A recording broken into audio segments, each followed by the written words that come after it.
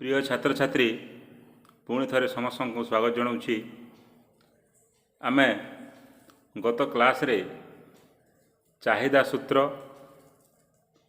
चाहिदारे परिवर्तन, चाहिदा परिमाण रे परिवर्तन, बजार चाहिदा सूची इत्यादि विषय रे विस्तृत भाव में आलोचना कर सारीचु। परवर्ती विषय जहाँ आमे आलोचना करिवार अछि ताहा चाहिदार स्थितिस्थापकता। चाहिदार स्थितिस्थापकता बा इलास्टिसिटी ऑफ डिमांड बा यह लॉ ऑफ इलास्टिसिटी डिमांड बोली मध्य कहा जाए। चाहिदार स्थितिस्थापकतार सूत्र बोली मध्य कहा जाए। तो स्थितिस्थापक कहिले कौन, जहाँ को इंग्राजी शब्द आमे इलास्टिसिटी बोली व्यवहार करूछु।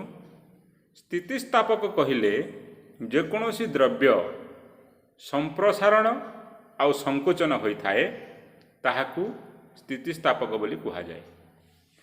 तो कोनोसी आमे जानिचु कोनोसी द्रव्यर चाहिदा क्यों क्यों उपादान उपरे निर्भरशील ताहा आमे चाहिदा सूत्र आलोचना कला बेले विस्तृत भाव आलोचना कर सारीचु।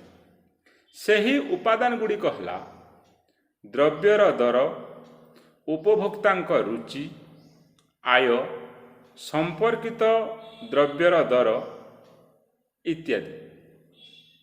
एही उपादान मानक मध्यरु जे कोनोसी गोटिकर परिमाण परिवर्तन हेले ताहा संपृक्त द्रव्यर चाहिदा को प्रभावित करिथाए।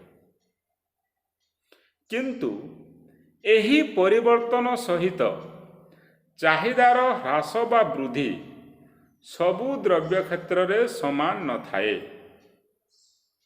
उदाहरण स्वरूप चाउल और मोटर गाड़ी चाहिदा निर्दिष्ट द्रव्य परिवर्तन जोगु समान भाव में प्रभावित होई न थांती। तेणु चाहिदा को प्रभावित करुथिबा उपादान मानक मध्यरु गोटिकरे परिवर्तन हेले ताहा द्रव्यर चाहिदार मात्रा को किभली प्रभावित करिथाए ताहार निर्धारण पाई एही चाहिदार स्थितिस्थापक तत्वर अवतारणा करा जायछि। तो चाहिदार दर स्थितिस्थापकता कहिले ख्यातनामा नव संस्थापक अर्थनीतिज्ञ आल्फ्रेड मार्शल तांको रचित पुस्तक अर्थशास्त्रर तत्वावली बा प्रिंसिपल ऑफ इकोनॉमिक्स रे चाहिदार स्थितिस्थापकता संपर्क रे सर्वप्रथमे प्रणालीबद्ध भाव में आलोचना करिथिले। तो चाहिदार सूत्र दर परिवर्तन हेले द्रव्यर चाहिदार परिमाण रे परिवर्तन संपर्क रे केवल सूचना देइथाए, किंतु द्रव्यर दर रे निर्दिष्ट परिवर्तन हेले चाहिदा परिमाण केते मात्रा रे परिवर्तन हुए ताहा चाहिदा सूत्र स्पष्ट करी न थाए। एथिपाई आमकू चाहिदार स्थितिस्थापकतार साहाय्य नबाकू पड़े। अन्य भाषा रे कहिबाकू गले दर परिवर्तन जोगु चाहिदा सूत्र आमकू चाहिदार दिग संपर्क रे धारणा देबा बेले चाहिदार स्थितिस्थापकता चाहिदार परिमाण संपर्क रे अवगत कराई थाए।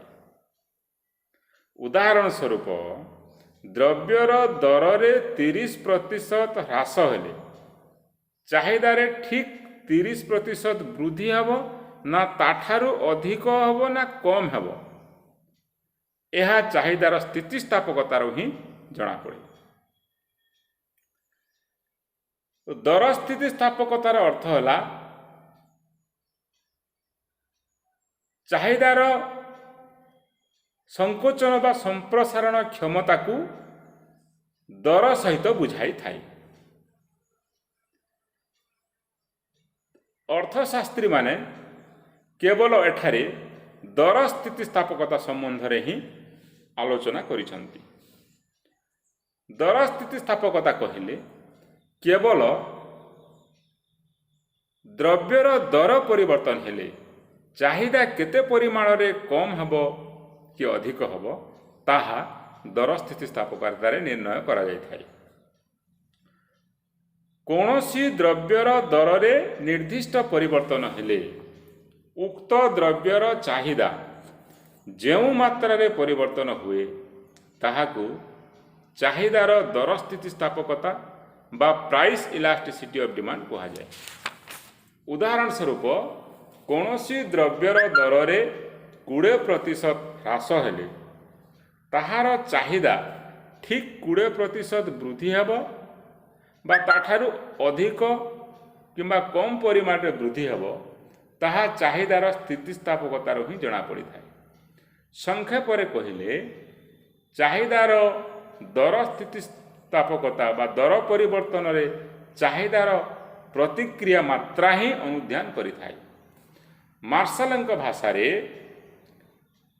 द्रव्यर दर रे एक निर्दिष्ट ह्रास हेले चाहिदार परिमाण अधिक वृद्धि पाए ना कम वृद्धि पाए किंबा दरर एक निर्दिष्ट वृद्धि फल रे ताहा अधिक ह्रास पाए ना कम ह्रास पाए सही अनुजाई बजार रे स्थितिस्थापकता अधिक बा कम होई थाए।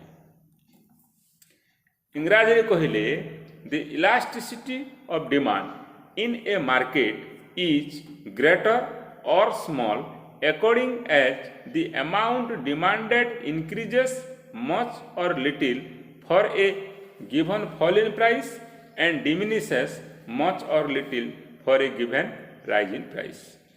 चाहिदार दर स्थितिस्थापकता मापिबा पाई जॉन रॉबिन्सन एक सरल गाणितिक सूत्रर अवतारण करिसंती। एहाकू आनुपातिक पद्धति मध्य कहा जाए। आनुपातिक दर परिवर्तन जोगु चाहिदा परिमाणर आनुपातिक परिवर्तनर एहा सूचना देइथाय। दर स्थितिस्थापकता इज इक्वल टू चाहिदा परिमाणर आनुपातिक परिवर्तन विभक्तक दरर आनुपातिक परिवर्तन।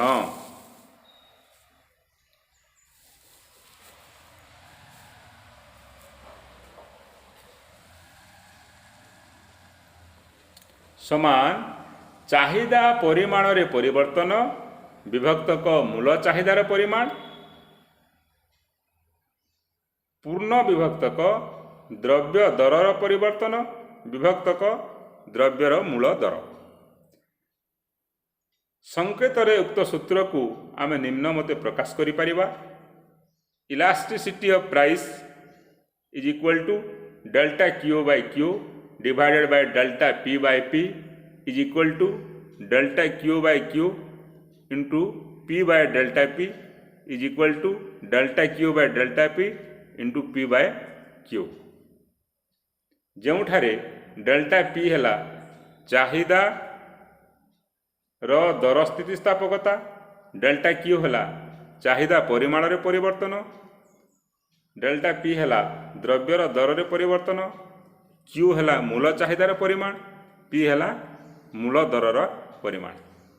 एई सूत्र को व्यवहार करी आमे गोटे उदाहरण माध्यम रे बुझिबा। एठी देख